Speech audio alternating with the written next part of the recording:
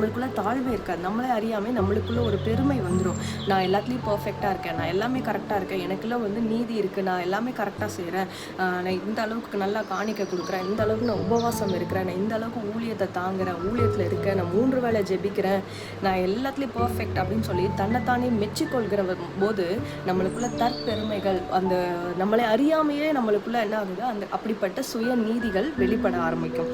2வது பாயிண்ட் அப்படின்னு பார்த்தோம்னா, தேவனின் கிருபையை வந்து நம்மளை மறந்து போக செய்யும்.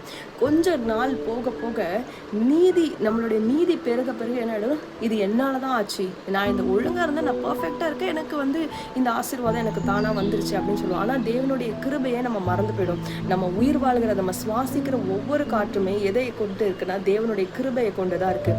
இன்றைக்கி நம்ம தேவனுடைய கிருபை இல்லைன்னா நம்ம இன்றைக்கி இருக்க மாட்டோம். தூங்கிட்டு இருக்கவங்க நாளைக்கு எந்திரிச்சு பார்க்குறான், அவங்க உயிரோடு இருக்க மாட்டேங்கிறாங்க. நம்ம ஒவ்வொரு நாளும் ஜீவனோடு இருப்பது தேவனுடைய கிருபை என்பதை